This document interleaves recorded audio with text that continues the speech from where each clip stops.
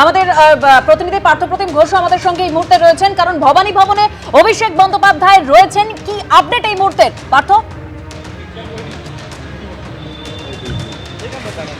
দেখো, এই মুহূর্তে অভিষেক বন্দ্যোপাধ্যায় তিনি কিন্তু ভবানী ভবনে সিআইডি আধিকারিকদের জেরার মুখোমুখি হয়েছেন এবং তাকে কিন্তু জিজ্ঞাসাবাদ করা হচ্ছে বলে আমরা জানতে পারছি।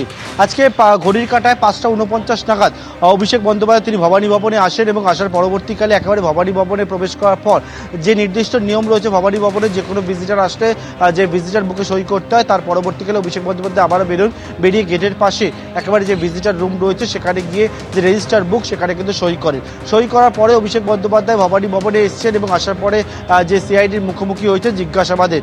আদালতের নির্দেশ ছিল সন্ধ্যে 6টার মধ্যে অভিষেক বন্দ্যোপাধ্যায়কে বিধানসভায় যে সই জালিয়াতির যে মামলা, সেই মামলায় হচ্ছে ওনাকে জিজ্ঞাসাবাদের মুখোমুখি হতে হবে। কিন্তু সিআইডি যে বিষয়টা চাইছে সেটা হচ্ছে অরিজিনাল রেজুলেশন বুকের যে কপি, সেই কপিটা অভিষেক বন্দ্যোপাধ্যায়ের কাছ থেকে চাইছেন।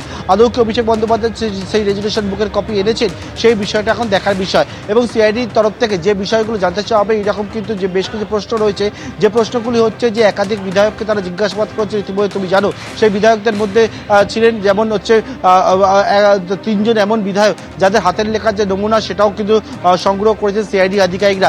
পাশাপাশি একেবারে যে প্রস্তাব গিয়েছিল সেখানে হচ্ছে বিরোধী দলনেতা যেমন শোভনদেব চট্টোপাধ্যায় করা হচ্ছে, পাশাপাশি চিফ হুইপ করা হচ্ছিল ফিরহাদ হাকিমকে। ফিরহাদ হাকিমের বাড়িতে গিয়েও কিন্তু সিআইডি আধিকারিকরা জিজ্ঞাসাবাদ করেন ফিরহাদ হাকিমকে 1 ঘন্টা ধরে। আজকে অভিষেক বন্দ্যোপাধ্যায় যে জিজ্ঞাসাবাদের মুখোমুখি হবে স্বাভাবিকভাবে বেশ কিছু প্রশ্নের, তার মধ্যে হচ্ছে যেমন যে 70 জন বিধায়কের সই সেখানে করা হয়েছিল, একাধিকের সই কিন্তু ক্যাপিটাল লেটারে করা হয়েছিল, তারা কি আদৌ উপস্থিত ছিলেন? কারণ রেজুলেশন বুকের মধ্যে বলা হচ্ছে যে প্রত্যেকে উপস্থিত ছিল, তারা সই করেছেন বলে সেই বিষয় যাচ্ছে। কিন্তু এই যে অভিযোগ, সেই অভিযোগটা কারা করেছেন? অভিযোগটা করেছিল তৃণমূলের টিকিটে জয়ী হওয়া 2জন তৃণমূল বিধায়ক, তার মধ্যে ঋতব্রত বন্দ্যোপাধ্যায় এবং সন্দীপন শাহ। তারা কিন্তু অভিযোগ করেন। সেই অভিযোগের পর হেয়ার স্ট্রিট থানা এবং হেয়ার স্ট্রিট থানা থেকে সেই তদন্তভার গ্রহণ করে সিআইডি এবং সিআইডি তদন্তভার গ্রহণ করার পর 3বার অভিষেক বন্দ্যোপাধ্যায়কে তলব করা হয়েছিল। অভিষেক বন্দ্যোপাধ্যায় হাজিরা দেননি। সিআইডির তরফ থেকে রেজুলেশন বুকের খোঁজে একেবারে 30 হরিশ চ্যাটার্জি স্ট্রিটের যে তৃণমূল কংগ্রেসের কেন্দ্রীয় কার্যালয় থেকে শুরু করে অভিষেক বন্দ্যোপাধ্যায়ের যে অফিস ক্যামাক স্ট্রিট, যেখানে হচ্ছে 3টে ঠিকানার মধ্যে 2টি ঠিকানা উল্লেখ করা ছিল অভিষেক বন্দ্যোপাধ্যায় যে চিঠি পাঠিয়েছেন, সেখানে সেই জায়গাতেও কেউ তল্লাশি অভিযান হয়। কিন্তু সিআইডির তরফ থেকে জানানো হয় যে সিজার লিস্ট নেই, অর্থাৎ সেখানেও কিন্তু রেজুলেশন বুকের কপিটা পায়নি। সেই অরিজিনাল রেজুলেশন বুকের কপি চাইছেন সিআইডি আধিকারিকরা এবং সেই মতো সেই কপি এবং তার পাশাপাশি এই যে বিধায়কদের সই জালের যে বিষয়টি, সেই বিষয়ে কিন্তু জিজ্ঞাসাবাদ করা হচ্ছে অভিষেক বন্দ্যোপাধ্যায়কে, তেমনটি আমরা জানতে পারছি। বিধায়কদের সই জাল কাণ্ডে এই যে অভিষেক বন্দ্যোপাধ্যায়ের বাড়িতে নোটিশ দিতে যাওয়া থেকে আজকে অভিষেক বন্দ্যোপাধ্যায়ের ভবানী ভবনে হাজিরা দেওয়া, টানটান একটা উত্তেজনার পরিস্থিতি। আজকে অভিষেক বন্দ্যোপাধ্যায় তিনি হাজিরা দিলেন হাইকোর্টের নির্দেশে। দীপ্তাশ্র জয়। দেবস্মিতা, আমরা যখন 4 তারিখে রেজাল্ট বেরোলো তখন দেখলাম তৃণমূল কংগ্রেস মৃত, যার প্রতিনিধিত্ব করছেন প্রদীপ্ত। তারপরে আমরা দেখলাম যে সইজাল কাণ্ড এবং তারপরে হলো তৃণমূল কংগ্রেস ঋত। তারপরে আজকে দেখছি পুষ্পা জাহাঙ্গীর, অভিষেক ব্যানার্জির সুযোগ্য শিষ্য চামচা, সে দেখলাম তৃণমূল কংগ্রেস ধৃত এবং তার সাথে একই সাথে তৃণমূলের রাজ্যসভার সাংসদদের পদত্যাগ দেওয়া অব্যাহত। আর এখন দেখতে পাচ্ছি তৃণমূল কংগ্রেস রক্ষিত অভিষেক ব্যানার্জি, যিনি কিনা ভোটের আগে এন্টায়ার ইউনিয়ন অফ ইন্ডিয়াকে চ্যালেঞ্জ করেছিলেন এবং বলেছিলেন স্বরাষ্ট্রমন্ত্রী অমিত শাহকে যে 4 মে 12টার পরে কলকাতায় থাকবেন। তিনি নিজে আজকে কলকাতা আসতে ভয় পাচ্ছেন রক্ষা কবচ না পেলে। এর আগে কয়লা চুরি করেছেন, বালি চুরি করেছেন, চাকরি চুরি করেছেন, এখন সইটাও চুরি করেছেন। অর্থাৎ পুরোটাই চোর। মানে একটা দল তার শুরু হয়েছিল একটা প্রতীক দিয়ে, সেই প্রতীকটা চুরি। তারা তারপরে সরকারে এসে যাবতীয় রকমের চুরি করেছে, কম্বল থেকে শুরু করে কলেজের পরিবেশ সব কিছুই তারা চুরি করেছে। কলেজে কলেজে ওআইও রুম পাওয়া যাচ্ছে, আরও অনেক কিছু পাওয়া যাচ্ছে। কলেজের লাইব্রেরিতে বোতল পাওয়া যাচ্ছে বইয়ের বদলে। আর তারপরে শেষে কিনা আজকে তাকে রক্ষা কবচ নিয়ে আসতে হচ্ছে। এত বড় দাবাং নেতা, তিনি কেন রক্ষা কবচ ছাড়া ঘুরতে পারেন না? কেন তার এত প্রাইভেট সিকিউরিটি লাগে? এমনকি লোকে বলছে যে তারা ওকে ডিম ছুটতেও ভয় পাচ্ছে, যে ডিমগুলোও চুরি করে নেবে। তো এই যদি অবস্থা হয়, তাহলে এর আগে 4 তারিখের আগে এত হুঙ্কারগুলো কেন ছেড়েছিলেন? সেইগুলো একটু মনে করুন। সেদিন কি বলেছিলেন? ডিজে বাজবে। আজকে ডিজে কোথায় বাজছে? ডিজে ওনার কানে বাজছে। আজকে উনি কি সেগুলোর জন্য আজকে দেখুন কল্যাণ ব্যানার্জি, একজন ওনাদের দলের সিনিয়র নেতা, তিনি অবধি বলছেন যে কি ঔদ্ধত্য, এবং এখনও ঔদ্ধত্য যায়নি। এবং মানে দেখুন, মানে সব রকম তৃণমূল আমরা দেখতে পাচ্ছি, আহত, মৃত, ধৃত। বেশ আমি সব রকম। আবারও আলোচনায় আসবো, তবে এই মুহূর্তের একবার আপডেট জানবো, কারণ ভবানী ভবনের পৌঁছে গিয়েছেন, ভেতরে রয়েছেন অভিষেক বন্দ্যোপাধ্যায়। আমাদের অপর প্রতিনিধি সুকান্ত মুখোপাধ্যায় রয়েছেন। সুকান্ত, একেবারে আদালতের তরফে রক্ষা কবচ দেওয়া হলো এবং বলা হলো যদি তদন্তে সহযোগিতা না করা হয় তাহলে রক্ষা কবচ দেওয়ার প্রশ্নই নেই। রক্ষা কবচ দেওয়া হলো, তারপরে অভিষেক বন্দ্যোপাধ্যায় তিনি হাজিরা দিলেন আজ ভবানী ভবনে। একেবারে দেখো, সশরীরে অভিষেক বন্দ্যোপাধ্যায় হাজিরা দিলেন, কিন্তু তার আগে 3টে নোটিশ কিন্তু তিনি ফেল করেছিলেন। প্রথম 1 জুন, সেই সময় তিনি বলেন যে তার ঠিক আগের দিনকে সোনারপুরে তার উপর হামলা হয়েছিল এবং সেই কারণে তিনি শারীরিকভাবে অসুস্থ, তিনি সেই হাজিরা দিতে পারবেন না এবং তিনি সেক্ষেত্রে সময় চান। কিন্তু তার পরবর্তীকালে দেখা যায় যে একেবারে ক্রমানুসারে প্রথমে 8ই জুন এবং তারপর 9 জুন তাকে নোটিশ দেওয়া হয়, কিন্তু এই দুটো তারিখেও তিনি কিন্তু হাজিরা দেননি। তিনি পরিষ্কার জানান যে তিনি দিল্লিতে এটি বৈঠকে রয়েছেন এবং সেই কারণে তার পক্ষে আসা সম্ভব নয়।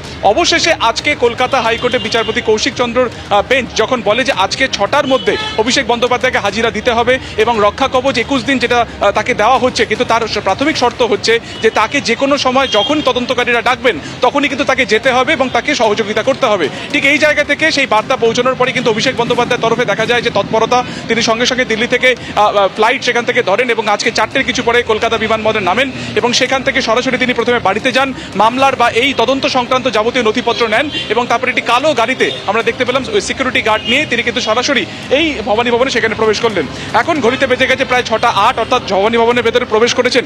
ইতিমধ্যে কিন্তু প্রায় 20 মিনিট হয়ে গিয়েছে, কারণ 6:10 আগে তিনি এখানে চলে আসেন এবং একদম সাধারণ যারা এখানে তদন্তের সহযোগিতার জন্য আসেন বা সাধারণ কোনো ভিজিটার যেমন থাকেন, যে ঢোকার পরে তারা প্রথমে ভিজিটারের যে লগ বুক থাকে সেখানে সাইন করতে এবং তারপরে যাওয়ার পারমিশন মেলে, ঠিক সেইভাবেই 5 মিনিট সেখানে তিনি দাঁড়িয়েছিলেন। পরবর্তীকালে স্বাক্ষর বা প্রসেস সেখানে কমপ্লিট হওয়ার পর তিনি কিন্তু ভেতরে চলে যান।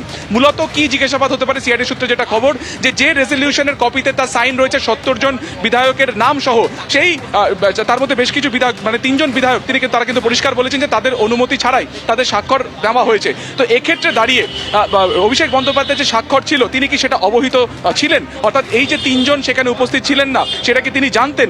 এছাড়া আরো একাধিক বিধায়কের কাছে যাদের সেখানে সাইন রয়েছে তাদের কাছে কিন্তু নোটিশ গেছে এবং সেইখান থেকে দাঁড়িয়ে অভিষেক বন্দ্যোপাধ্যায়ের কি ভূমিকা রয়েছে, তার কারণ এই 70 জন বিধায়কের নিচে সাধারণ সম্পাদক হিসেবে কিন্তু স্বাক্ষর ছিল অভিষেক বন্দ্যোপাধ্যায়, তাই তার কি ভূমিকা রয়েছে সেটা জানা অত্যন্ত প্রয়োজন। ফলত সেই রেজলিউশনের যে আসল কপি, সেই আসল কপি এখানে তাকে আনতে বলা হয়েছে। এখন সেই রেজলিউশনের কপি দেখে স্যাটিসফাই হয় কিনা তদন্তকারীরা সেটা কিন্তু দেখার, এবং প্রায় 6:08 বেজে গেছে, 20 মিনিট তিনি ভেতরে রয়েছেন। এখন দেখার যে এই তদন্তের প্রক্রিয়াতে তিনি কোন কোন প্রশ্নের সম্মুখীন হন এবং সেখান থেকে দাঁড়িয়ে তাকে কতক্ষণ এখানে জিজ্ঞাসাবাদ করা হতে পারে বা তার বয়ান নেওয়া যেতে পারে। কারণ যেটা তোমাকে বললাম, এর আগে 3 দফায় তাকে ডাকা হয়েছিল কিন্তু প্রত্যেকবারই তিনি কিন্তু নোটিশ এড়িয়েছেন। অবশেষে কলকাতা হাইকোর্টের একদম যে নির্দিষ্ট সময়সীমা বেঁধে দেওয়া হয় যে সন্ধ্যা 6টার মধ্যে তাকে আসতেই হবে, আমরা দেখতে পেলাম সেই সন্ধ্যা 6টার মধ্যে কিন্তু অবশেষে কলকাতা হাইকোর্টের নির্দেশের পরে সশরীরে উপস্থিত হলেন অভিষেক বন্দ্যোপাধ্যায়। তোমাকে একবার সরাসরি ছবিটা দেখাবো, সন্ধ্যার ছবি। এই মুহূর্তে ঠিক ভবানী ভবনের সামনে আমরা দেখতে পাচ্ছি ডান দিকে সেন্ট্রাল ফোর্স দাঁড়িয়ে রয়েছে, বাঁদিকে কলকাতা পুলিশ এবং রাজ্য পুলিশের একটা অংশ সেখানে দাঁড়িয়ে রয়েছে। পুরো সেখানে একেবারে গেট পুরোপুরি বন্ধ এবং ভেতরে অভিষেক বন্দ্যোপাধ্যায় গাড়ি রয়েছে এবং কেউ যাতে এর সামনে বিশৃঙ্খলা না তৈরি করতে পারে, যাতে কোনো স্লোগানিং না করতে পারে, সেই কারণে কিন্তু গোটা রাস্তা কিছুক্ষণ আগে কিছুটা হলো যান নিয়ন্ত্রণ করা হয়েছিল। অভিষেক বন্দ্যোপাধ্যায় এই মুহূর্তে ভেতরে রয়েছেন, তদন্তের কাজে তিনি ভেতরে রয়েছেন। এখন দেখা যে তিনি সহযোগিতা করেন কিনা বা বেরিয়ে এসে কোনো মন্তব্য তিনি করেন কিনা, তার কারণ আমরা দেখেছি শুরু থেকে এই যে আজকে তার আশা কলকাতা হাইকোর্টের নির্দেশের পরিপ্রেক্ষিতে বারবার কিন্তু তাকে প্রশ্ন করা হয়েছিল, কিন্তু তিনি প্রত্যেকটা প্রশ্নের ক্ষেত্রে কিন্তু তিনি নিরুত্তরই থেকেছেন। একদমই সুকান্ত, তুমি আমাদের সঙ্গে থাকো। অর্থাৎ আমরা যে ছবি দেখতে পেলাম বিকেল 4:49 নাগাদ অভিষেক বন্দ্যোপাধ্যায় তিনি ভবানী ভবনে ঢুকলেন, তাকে কতক্ষণ জিজ্ঞাসাবাদ করা হয় সেদিকে আমাদের অবশ্যই নজর থাকবে। এবিপি আনন্দ, এগিয়ে থাকে, এগিয়ে রাখে।